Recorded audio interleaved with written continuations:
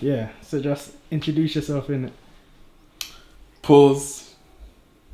I don't know what to say. Like Minami, OH, Lush Presents, Yeah. FGM, all of that. What's your real name? Tyrone.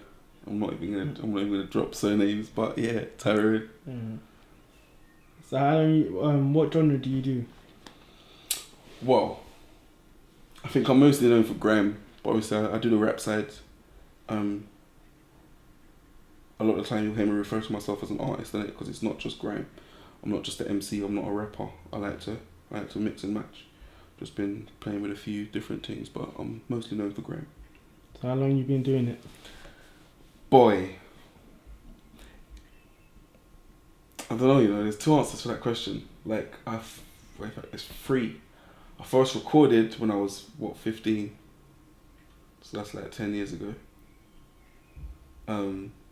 Started taking it seriously about 2 years ago, but I first sprayed bars when I was about, how old would I have been? About 10? 10 when I first sprayed bars. Obviously it weren't mine. Right, that's decent. Is grime is it popular amongst like you and your friends? I think it is. It's not always not everyone's comfortable, or not everyone likes the traditional early sound of grime. What, like 4-bar repeats and stuff like that? Yeah, I think it's just changed. Like, there's been a shift from when I first started listening to grime. It was obviously a lot of it was repetitive, but there was less. I think there was less technical ability in it, and I think that's improved. But obviously, different people like the sound for different reasons, and I suppose it depends on how you look at grime. Like for me, in fact, that's a whole complex thing. I won't even get into that, but yeah, it depends on how you look at grime. But I think it is. Yeah, I think it's quite popular. Alright, so with grime, or the genre that you're most known for, who inspired you to do the music? But it inspired me to do what, to do grime or to do music in general? To do music in general. And to do grime.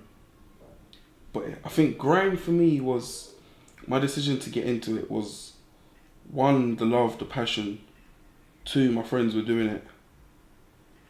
3, I used to look into a lot of videos of like Sidewinder and that, and I used to hear all the hype and be like, no, I need to be on that stage. I need to be getting what they're getting. But obviously I was helped by the fact that my first experience of grime, in a way, what it is now, was writing along with old, and I mean old, ragga tunes. So I would be spitting patois over a bashment beat. Okay. And that was when I was young. That would have been like year 7. I was doing that, but obviously that was what I did on a Sunday in my yard, just after dinner. Like, it wasn't like an outside public thing. So obviously when people started doing grime, I was like, raw, like these men are doing what I do in patois, but I could just do it speaking English, and everyone's getting love for it. I want to get someone that love. So yeah, I mean, artist wise, I don't really think there's not a single artist I can say, yeah, this person made me want to do grime. I think it was just the scene in general. Okay. So obviously, me personally, I see like you as a grime artist. I personally believe that a lot of people say you resemble quite a few decent top grime artists. Let's be honest, you've heard that. Yeah. Me personally, I don't see that as a negative thing. I think if you resemble a top artist, it's like that's a good thing. It's not like you're copying them. Exactly that. Like, but what's your opinion on the whole point of that? Like, for me, it has negatives and positives in it. Like, I even addressed it in a bar. I think the first thing to state on that is, obviously, my notoriety increased considerably after Evolution. And I think the last time I checked that, it had over 50,000 views. And God knows how many comments, but the way I look at it is, if that video is out there with 50,000 views and all these comments, and the most negative comment I have on that lineup, being practically the newcomer on that lineup, and the worst comment I have is, sounds like Dot, sounds like P Money. I'm like, right, but no one said I'm shit. No one said he's swag. Yeah. Like, the two people I'm being compared to Yeah. are two of the best to ever do it. Yeah. Okay, like we can't really say that he was taking shots at you, but obviously, I don't know if you've watched it, but I watched the P Money Fire in the Booth. Fire in the Booth, yeah.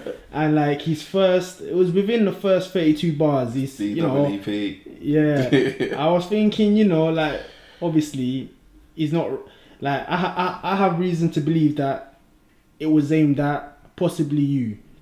Do you know what? I thought the same, yeah. So much so that we had a conversation. Have you spoken to him? Yeah, I spoke to him on Twitter. Oh, okay. One thing with me is, I don't know, I've got this competitive streak. I think it's just because of the grime in me. Like, I'd heard of it, but because I hate bandwagons, so when something comes out, if everyone jumps on it, I'll make a point of not watching it for a few months, just because I'll wait for the hype to die down so I can make my own decision on my own judgment on it. So I hadn't watched it on purpose. But then it got to a point where so many people were just saying, no, but I think he's in for Pawz, you know. And like, the competitive side is just like, what? No. If man's sending it for me, I need to check it. Because then I need to know if I'm getting rhythms and if I'm lighting man up. So I watched it, and at first I was like, no, like, man's sending it for me. But obviously I spoke to him, and he was like he was doing some sublime tweets. No, he was tweeting a link. And I was like, no, I'm not even going to let you. If you are sending for me, I'm not going to let you get away with that and me not call you out. So I was like, boom, like, bro, like, you said he in your freestyle. Who's he, bro? And he edited the tweet. And I tweeted him again. I was like, but who was you talking about? Because you said he. And he edited the tweet. I was like, I'm going to keep going until you answers. And eventually, he was like, why are you so interested? And I was like, obviously, you said he was talking about a man, so I just want to know who you're talking about. Because some people are saying you're sending for me. And yeah, we basically had the conversation. He was like, no, I wasn't sending for you. So yeah, I mean, when I first watched it, I was just like, I think when he's sending for me, we can do this. Alright, well, like with music, like is this something you consider just to be a hobby, or do you actually want to pursue this as a career where you? Oh yeah, obviously the aim is to pursue it as a career, but at the same time, I'm at an age where I can be honest, and I've got to be responsible. Like, I have to have a source of income, and at the moment, music isn't bringing in a source of income for me. Oh, so you work? Yeah, so I work full time. I'm in the process of taking steps to change that. If I get to the point where I can survive on just music alone, then that would be amazing. But I think I'd have to be pretty foolish to just go, well, do you know what, I'm gonna suffer and just do this, cause you never know what life's gonna bring you. So do you reckon, do you believe there's difficulties having a job and doing your music? Like, is there downfalls to it, or is it? Do you know what it is? Like, I don't think it's a difficulty having a job. I think it's the people that you are around. For me, the hardest part of making music and working is getting access to other people. Like, studios are there, but if I'm shouting at artists and saying, yeah, boom, let's write on such and such day when I get back from work, like, are they gonna come? And experience is telling me no. So that's for me the main difficulty. But I think maybe it's just me, but I write bars on the train to work. I write bars on the toilet. I write bars on the bus. I write bars at the doctor's. I got a tooth taken out last month. I was in the chair writing bars in my head. Like, music can be done anytime. for me anyway. Okay, so so how many hours a week do you do music? Bro, how many hours in a week? Yeah. I work what, 40 hours a week? So whatever's in a week minus 40, that's how long I spend on music. Yeah.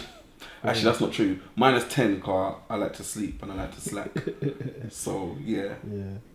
Right. So like, would you say like music has changed your circle of friends? Definitely. Like, You lost friends, you gained friends. I don't know. I have a thing where I'm like, you can't lose friends. I personally think you can't lose friends. If we're friends, we're friends, innit? Like, I've got friends. I've got a friend at the moment who is in Bradford. I ain't spoken to since I saw him. Not my last birthday, the birthday before. I ain't seen him since, sorry. But guaranteed, if I went Bradford tomorrow and I bucked him, it'd be like I ain't seen him since yesterday. Like, friends are friends. There's people that I've stopped talking to, people I've drifted away from. But there's also, like, I've gained friends through music. Most of the people that I will go out and check now, I've met through music in some way, shape or form. Be it they're an artist, a producer, they've been at a show, they know about a certain subject, or like, yeah, I've only benefited from music. I haven't lost anything. Is there any advantages being a musician? Like, you get sly, alright. Is there advantages being a musician as in there's benefits? Maybe certain girls know your face, or certain man know your face and they want to beg it to you, and then you get... Do you know what it is, yeah? Like, I've seen an increase in the amount of times that people are like, oh, you're Pawz. But for me, I think it's partly because obviously I got a wife. But for me, it's like, if you recognize